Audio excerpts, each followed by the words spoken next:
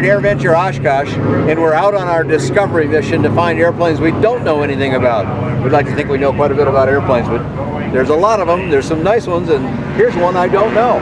I'm Dan Johnson. I'm talking with Will Fox and Doug Wilson today, and they're with an airplane that is, well, what is it? Will, what am I looking at here? Well, you're looking at a two-place STOL aircraft, short takeoff and landing aircraft. It's got phenomenal performance. It stalls at about 30 miles an hour. It'll cruise at over 120 miles an hour. Wow. It'll haul a load, and Doug can tell you about multiple trips to Alaska. Well, that sounds good. Why don't you tell us what the name of it is? Well, it's called a Pegasair. Pegasair. Yeah. Okay. And this one is plans built, but the Pegasair claim to fame is the Handley Page leading edge slats, like the Helio Courier and a lot of other airplanes have. And I see as you're doing that motion up there, it's a two-piece leading edge slat. Now, is that a pilot deployed slat, or is it just an airspeed directed? It's completely aerodynamically driven. The pilot doesn't have to do anything. It's just like a Helio Courier. So Doug calls it a two-place Helio Courier. Well, a lot of people haven't flown that, so that's why I asked the question. So when you slow it down, those come out. When you speed it up, they go back. That's exactly Is that the simple answer to yeah, it? Yes. About 60 miles an hour, they'll 60, come out okay. on you, and when you go over 60, they'll go back in. So those are some pretty good numbers, 30 to 120. Right. That was the numbers you said. That's 4 times. That's sort of the holy grail of design, that's actually. Exactly right. So yeah. that's a good achievement. You've flown it all over the place. Is this one yours here? Yeah, this is mine. Mine's plans built, but there is kits available. Will's was built from a kit. And I got to pull a sign off the prop here so we can see it. This is his airplane. Yeah, and by the way, this particular one here, which looks too good to believe that, has 1,000 hours on it. no, it doesn't. It has 1,550 hours on it. You are looking at the highest time Pegasair pilot in the world. Is that right? 1,550 hours on this particular airplane. Yeah. Yeah, Doug is our fatigue test engineer. He's out there leading the pack. I guess so. I'm impressed. You must be shining it up all the time. It looks brand new to me. When you look at the leading edge slats and you talk to people about them, the first thing everybody thinks is STOL, and it is. But really, once you fly it, what you find out is it's safety. Because the leading edge slats make the wing almost spin resistant or spin proof.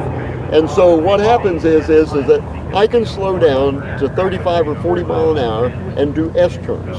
Wow. I can slow down to 35 or 40 mile an hour and do a flat turn.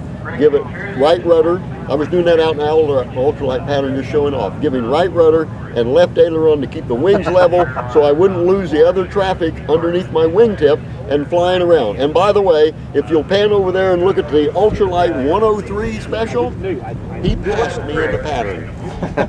Now, I know that airplane because I've flown that one many times too. It's a 35, 40 mile an hour airplane, lovely little airplane.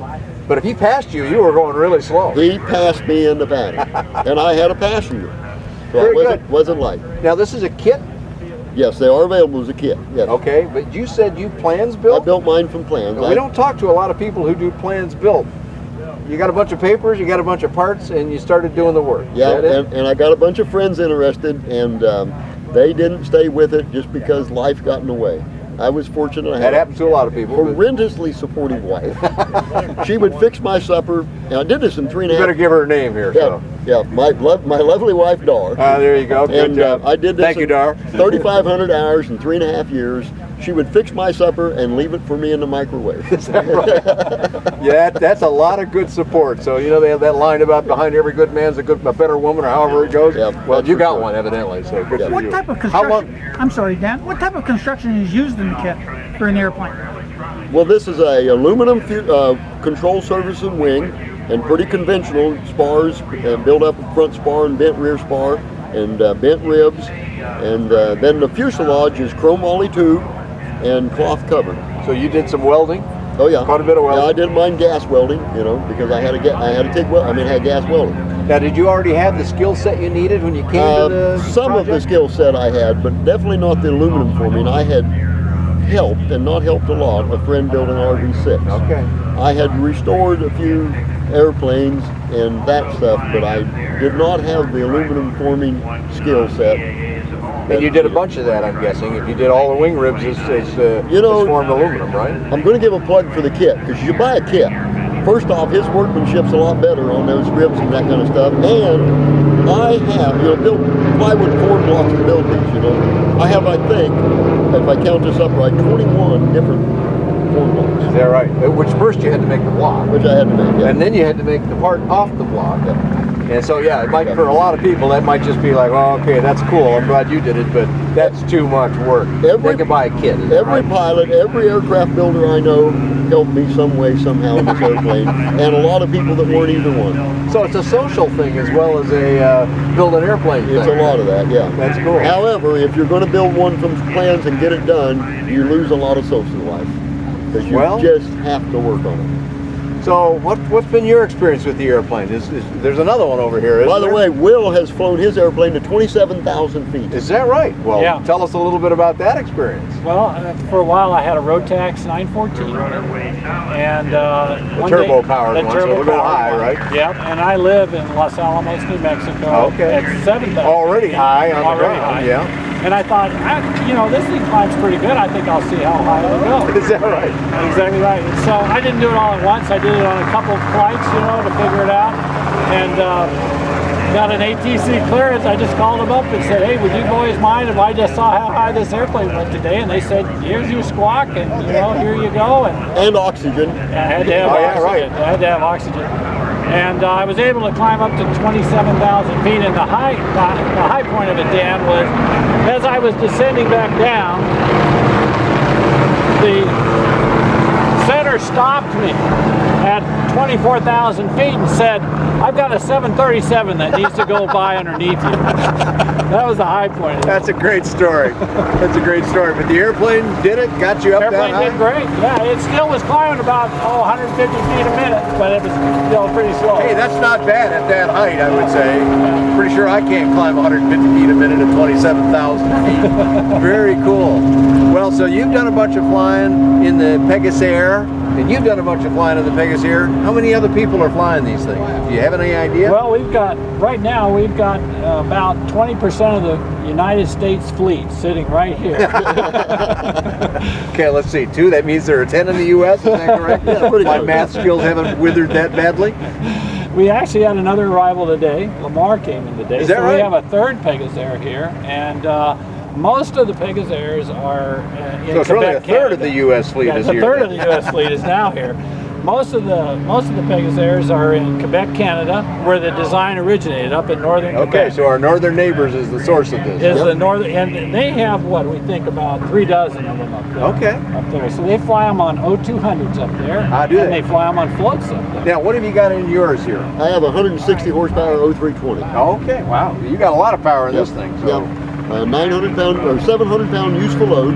I carry 36 gallons of fuel. And you talked about the Alaska trip because we talked about the stuff, but we didn't brag much about the STOL. I operated off one trip. I operated off with 4 friends on a hunting trip where we operated off a 350-foot gravel bar, and hauled camp and moose in and out of that. Is that right? Yeah, 350 feet. 350 feet. That's pretty short. Yeah. I mean, Especially when you're approaching the land on it, that's not going to work. But it did work. It did work. And you got these Gorilla tires on here too. Yeah, these are Alaska bush wheel tires, and that's my wife wrote every check for every part in this airplane, and she never complained about any of them except until this. I understand that dented your checkbook a little bit. We won't go into the details. They make a nice product. There's a lot of people that use the Alaska bush wheels. There's nothing else out there like them. And they're tough as nails, I understand. Yes, so they are. roll over boulders, no problem. And a gravel bar was easy for you. Yeah. Well, very cool. All right, so we want to, for those that didn't get enough out of this, I think it was quite a bit, but there's always more questions. You got a website that they could go to and get some more information? You can go to our Yahoo group, who Will's daughter runs, at PegasairAircraft.com, or you can just Google Pegasair, and that'll give you my name and Will's name and Tapanee Aviation, the people in Canada that build the kit. And he's recently invested in some CNC equipment, and there'll be pre-punched kits available. Is that right? Okay, give me the name of the company once more. Tapanee. Tapanee? Yeah, T-A-P-A-N-E-E. Okay, great. Tapanee Aviation. Well, thanks for talking to us today. Will Fox, Doug Wilson, pilots extraordinaire of their Pegasair STOL airplanes. I'm Dan Johnson. You can find more information about these airplanes, lots of light sport aircraft, lots of light kits on buydanjohnson.com or bydanjohnson.com. Thanks a lot for joining us today.